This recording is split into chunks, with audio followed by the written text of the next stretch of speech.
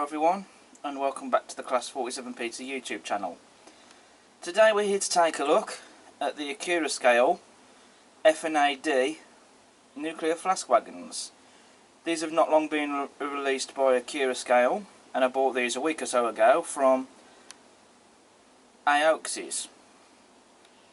Only thing was though, I had to wait for some batteries to turn up for the rear tail lamp, but we will get to that a bit later. So what I'm going to do is I'm going to get these unboxed and we'll have a look at them in detail.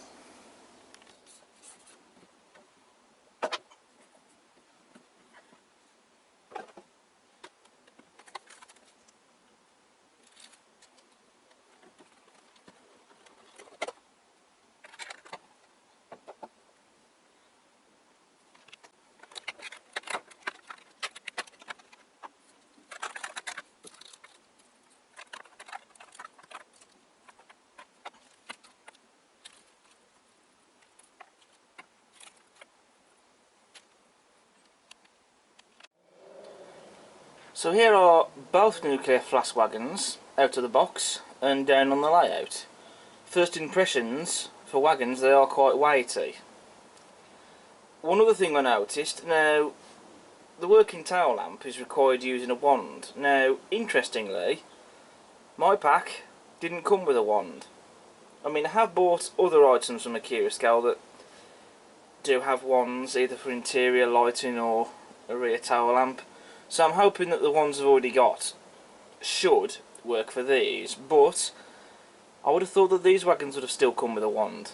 Has anyone else had that experience? I don't know. Because for the other things that Accurascale has released that has wands, such as the TPE Mark 5s and the HYAs, I would have thought that these would have still come with a wand to control the rear tail light, but not to worry. But you can see just how awesome that these models look. I mean, it's safe to say that Accurascale, they really have put the accuracy and detail into this model. Everywhere you look at the wagons, they do indeed look like the FNA-Ds. There's no detail that's wrong or incorrect from what I can see. So you really do have to applaud Accurascale for the accuracy that they put into their models, as well as the level of detail. Now normally at this point I would start to discuss all the detail on the model, but before I do that I want to talk about the rear tail lamp, which does flash as per the prototype, as it does in real life. Now for this it requires the use of batteries. So what you do is you basically remove the flask itself on the wagon, and by opening it, it actually reveals inside where you need to put the batteries. So it's a clever way of hiding the batteries on this model for the tail lamp. Now the batteries that are required for these wagons are CR927. Now, interestingly, these batteries, you can't actually go out into shops and buy them. That's what I found. You have to buy them online, because they don't seem to be the most readily available, or the most common produced even, that you can find in shops.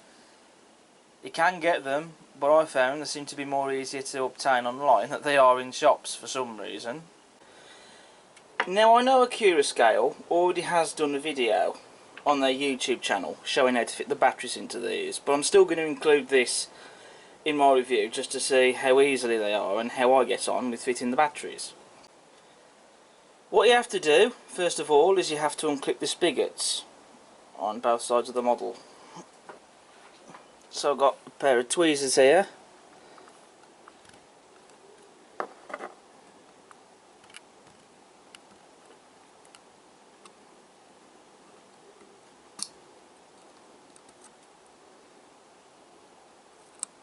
So there's that one unclipped. Now I've just got to undo the other one.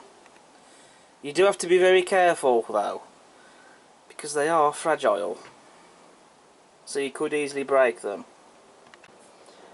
So having unclipped both spigots, what you do is just simply lift off the top of the flask or hood, however you choose to call it, and then you can then get to the inside of the wagon. So inside the wagon you can see the battery housing for the batteries. So then you get your batteries. So here's one of them, and from looking at the video that Accurascale did, you fit them in this way up, as you can see on the screen. So I'm just going to tilt the wagon in front of you. I probably should have my tripod set up for this, but I can't really be bothered to set it up.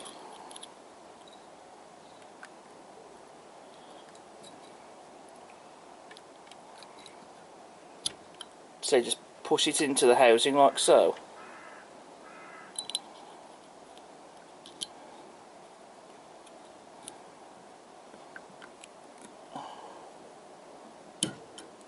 There you go. And as you can see, that flashing tail lamp is already working. So if I get my wand and wave it over the magnets, like so, as you can see. So you place your wand just here, that turns it off and on again.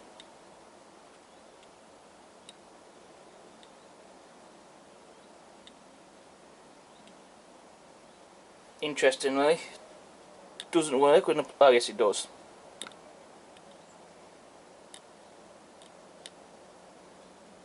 So there you go.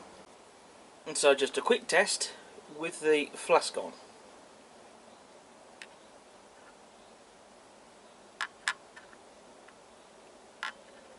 As you can see, that works perfectly.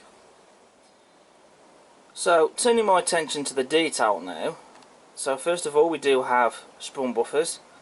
They are plastic ones, not metal ones, but you have sprung buffers anyway, for those that like them. I personally don't have much care for them, but they're there.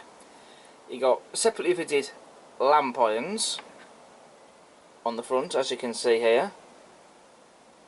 You can just make them out. And then of course you have the separately fitted handrail on the front of the wagon. On the bogies you have the brake wheel. You can also see the axle boxes and the springs. And the axle boxes have been painted. The wagons, as you would expect them to, have metal wheels, and you can also see the brass bearings as well inside the axle boxes. And also just look at the underframe detail that you get as well on the model. It all didn't need to be there because you're not going to see it, but it is there. And it's all separately fitted. It's not moulded, except for those ridges in the middle, but aside from that, just look at all the rest of the detail that you get that has been separately applied. So now we're going to do a test to see how freely the wagons roll. So as you can see, they run freely enough.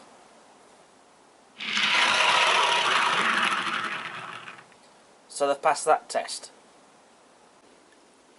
Now I've had to take the wagon off the track so I can actually get to this detail more easily so you can see it, but just look at the detail that's gone onto the floors of the wagon. These are the slope floors,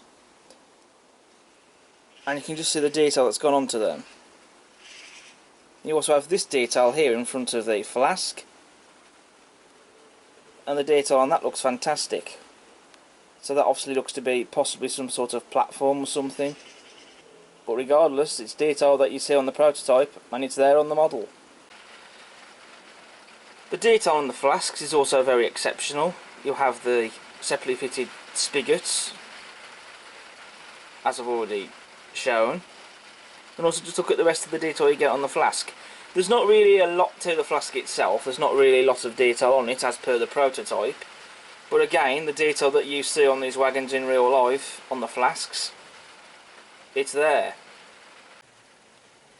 And as per the prototype, the flasks are numbered.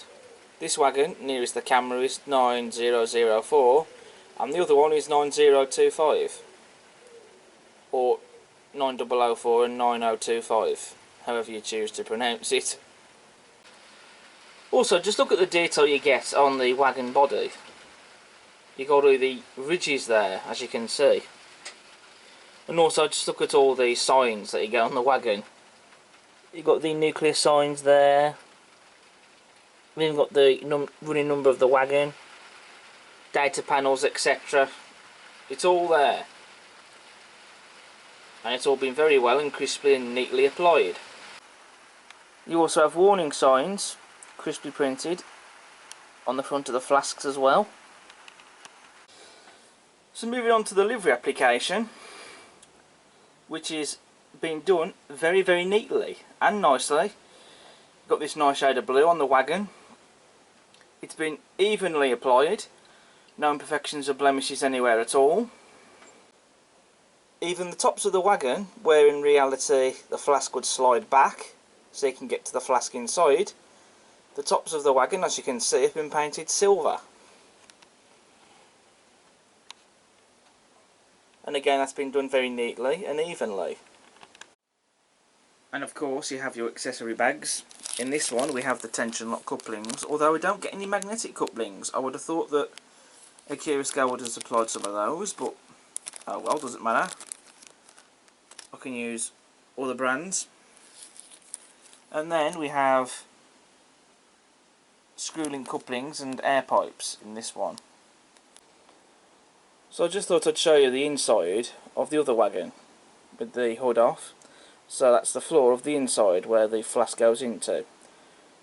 I believe there is someone that does make nuclear flasks to fit into these wagons, so you could fit one in if you wanted. So that's pretty much it then for these wagons. There isn't really a lot of detail to them as per the prototype. I've covered pretty much all the detail that there is to be covered on these wagons. So what I'm going to do now is I'm going to do a running session.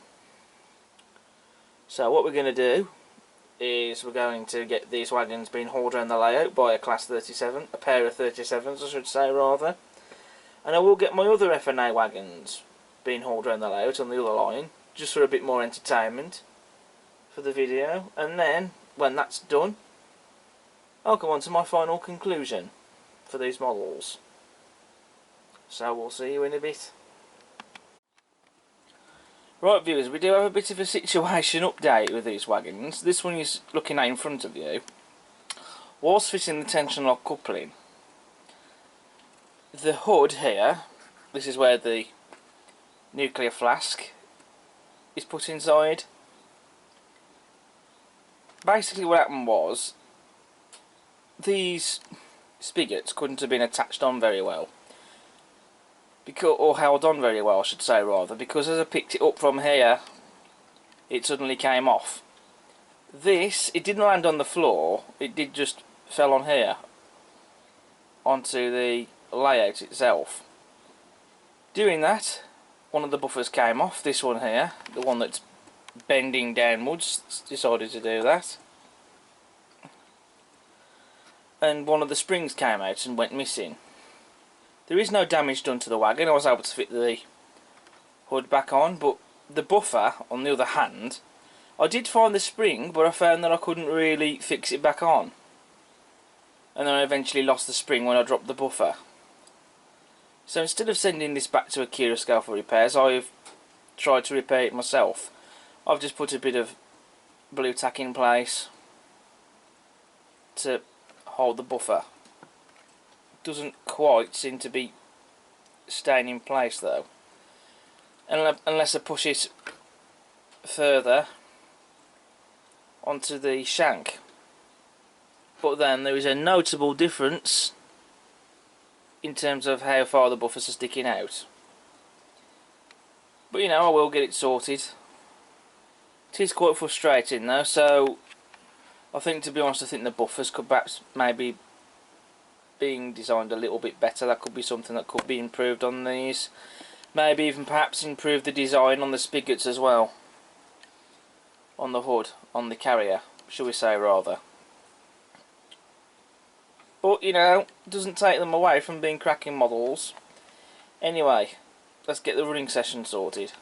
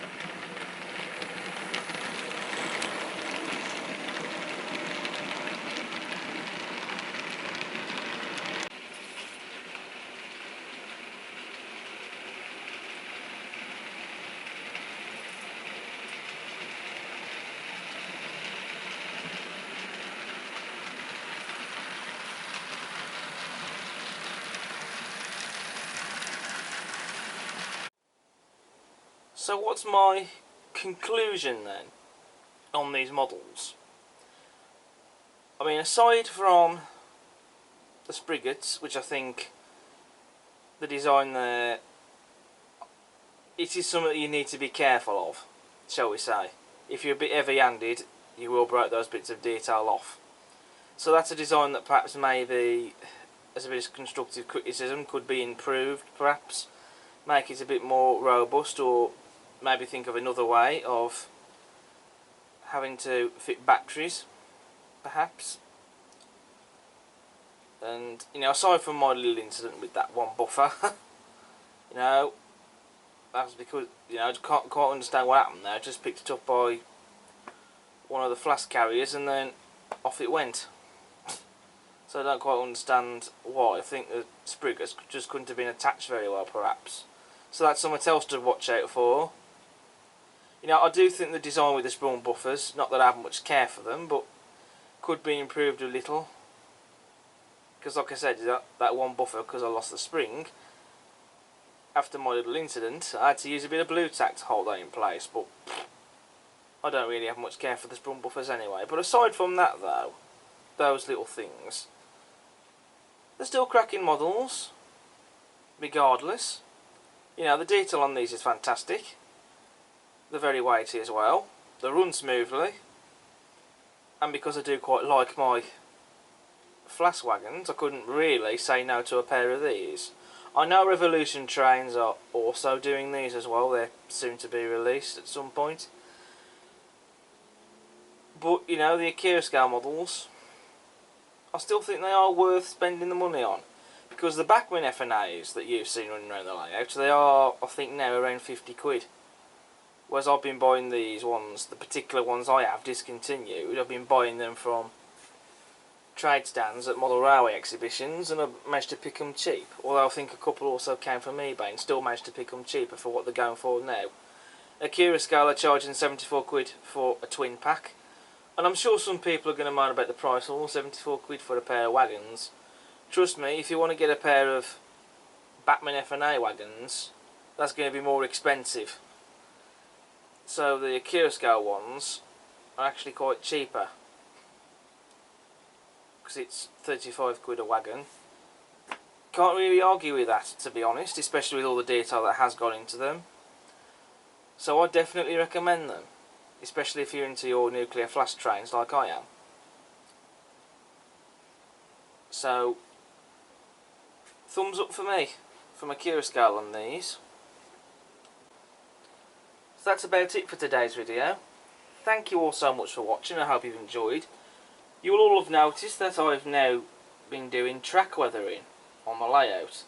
That's all to follow in the next video on the new build of this layout, which will be coming soon.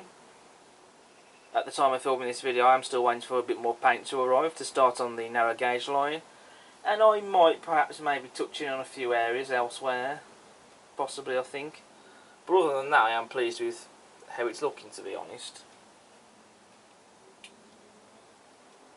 But thank you all so much for watching, and as ever, if you like what you see, please do subscribe to the channel. Give us a thumbs up. Feel free to post a comment if you want to do that. And also, while you're at it, why not check out all my other videos I've got on the channel. In fact, you can even find some footage of nuclear flask trains on my channel as well. So if you scroll through my channel, you will find them. But that's all for today. So thank you all very much for watching, and I'll see you again soon. But until the next one, take care. Ta-ra.